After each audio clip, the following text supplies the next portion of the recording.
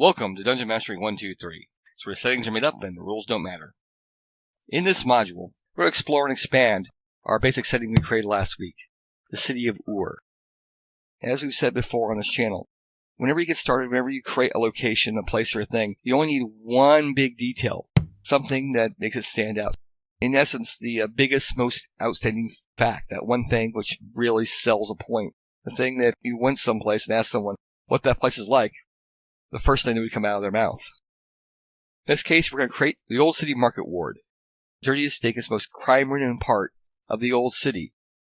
That in mind, we're going to basically use our simple rules of 1, 2, and 3 in order to build this location and expand it out, and make some basic details.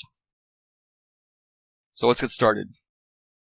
So number 1, we're going to create our first basic concept of this location. It's the Old Market Ward, and it is crime-ridden. It is the dankest, dirtiest, darkest place in the whole city. It's the first place that was built in the city back before the caravan routes. It is the earliest part of the city. And it is also the most run-down and dilapidated. New places have been built, new things have been built. More beautiful and more impressive places have been built since the Old City was created, and the rest of the city has moved on. That said, many of the basic aspects of the city still lie in this old ward. So, what are our details? If we're starting here and you want this place to feel alive and full and interesting to our players, what we're going to do is we're going to use our basic rules of 1, 2, and 3 in order to create and flesh out the city. In that mind, we're going to basically go with the idea that it's an old, dilapidated part of the city that is now ridden with crime. Everything about this place stinks of crime. Drugs and vice are sold in the streets. Escaped slaves and beggars crawl through the alleyways trying to get by. Ghouls escape from the necropolis occasionally crawl up here in order to bargain and bid for additional meat to take back to their compatriots. This is one of the most terrible, dirty, and dark places you will run into. It is a place literally rippling with vice and crime. And it's also the place our players come from. Either they were born here, raised here, or it's where they're currently staying because they're new to town and they can't afford anywhere else. It's a place where the worst sort of people live and the worst sort of things take place. It's the Old Market District. Alright, we have our first basic detail. It's a crime-ridden ward. If someone asks anyone about what the Old Market District's like, you can tell them it's filled with crime. And they'll get a good idea. So, let's now reach for our rule 2. We're going to expand on this. We want this area to be more interesting and more detailed, because we're going to start off our game from this warden, and we're going to actually use it a few times. So, we want players to actually kind of feel like it's a real living place. So we're going to use our rules of 2 and 3 to make it more interesting and more detailed. So our rule 2 says whenever you create a second big detail about a location, make it as opposing to your first detail as possible. aka dualism, a yin and a yang, a light and a dark. By setting these two big details, you set 2 focal points for a location. Everything about that location should fill in between those 2 details. Basically, your lights and your darks, and all the grays in between. So if we have our crime-ridden, desolate, terrible city, what can we do to make it interesting? What's the opposing of that? Well, let's make it a party palace. This is the worst, darkest, most terrible part of the city, but it is also the place to go on a night out in the town. It is filled with anything and everything the players may want to engage in. Gladiatorial games, prostitutes, Black Lotus, and forbidden magic can all be found in the night market in the Old War District. During the day, this place is a place of squalor, a place of vice. Garbage is thrown out in the streets, and gangs force children into a life of crime. But at night, this place is the place to be. Music and dancing girls, exotic smells and spices, drinking of every kind of wine and ale can be found in this place. The market ward at night turns on its head and becomes a fantastic place.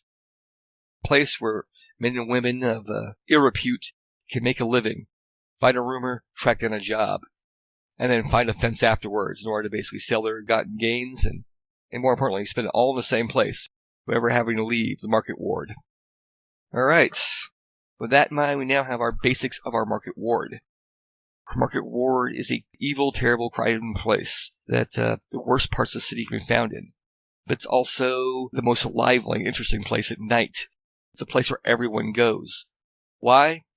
Because it's a terrible, crime-ridden place. The priests of Marduk will not come here. None except for Leon. Leon is the local warden priest. It's his job to watch the old market district. And he does. And by watch it, I mean take advantage of it whenever he can. During the day, Leon does not care what happens here. Crime and vice will run rampant.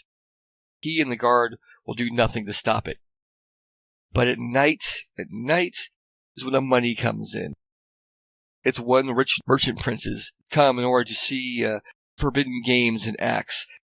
It's where rich nobles squander their time out of the sight of the temple of Marduk. It's where priests promoting little gods keep secret temples in order to try and build their own power base and to promote their gods in order to one day compete with the likes of Marduk and Eridu. With that in mind, now we have to finish it off with the rule of 3. What's our rule of 3? Rule 3 says that whenever you create anything, person, place, or thing, that you want 3 big supporting details to really sell that point. We already have the fact the old market district is dilapidated, it's running down, it's an old place of crime. There's no market here anymore. The only market here is selling illicit goods, whether it's forbidden magic or dangerous drugs. It can be found here in the old market district. But it's also a place of celebration. It is the party capital of the city of Ur. It is the place to go when you want to have a good time, but you don't want to have it in the sight of the church. So what's our third detail? Our third big detail is that it's a massive conspiracy, but not one you would expect. You see, the market ward is run by Leon, the priest of Marduk. And Leon does not care what happens here because, well, it's not in Leon's master's best interest to care what happens here. Because Leon's masters are not the king priest Marduk and the church of Marduk. Instead, Leon's masters are the Ghoul Cabal. You see, beneath the city, beneath the town, long ago, used to be gold and iron mines here. The mines are still down there, and the tunnels are still there as well. They're now used mostly as a necropolis, a place to store the dead. It's also where the ghouls live, those people claimed by the living death. Shunned and cast out from the main city. The only place that they can find a home here in all of Ur is down in the necropolis, beneath the old district. Because of that, the ghouls need to keep the temple up. And they've used their influence, they've used their strength, they've used their threats, and more importantly, they've used blackmail to force Leon to cooperate. The ghouls have Leon, they have him in the worst way. And by that, I mean the ghouls have infected Leon. No one was looking. The ghouls secretly managed to get a scratch on the priest, with full intentions of killing him. But instead, Leon survived. He managed to keep from falling to living death. But the marks of ghoulism are upon him. The pock marks, and the pale skin, all are symbols and signs that Leon has been victim to living death. He survived, and he is now immune to disease, but he is foul. In the eyes of Marduk, Leon is worthy of death. And Leon does not want to die. But the ghouls know what he is. They know that he's been infected. And even though Leon wears a mask and makeup to conceal his change, the ghouls know, and the ghouls use this to blackmail him. They use it to find out when the priests might be searching for ghouls. They use it to keep the law out as much as possible. They also use it to funnel human flesh into the night market to be traded down to the ghouls so they may feed. Yes, the ghouls feed among the freshly dead, but there are many ghouls down there, and they need to feed. They need meat, and they need human meat. The only way they can get it is through Leon. Fortunately, life expectancy in the old market ward is not great. And more importantly, the gladiatorial games are always producing new, fresh corpses. With that, Leon arranges for the extra bodies to be disposed of in the necropolis, where the ghouls could get them. In exchange, the ghouls allow Leon to keep his secret.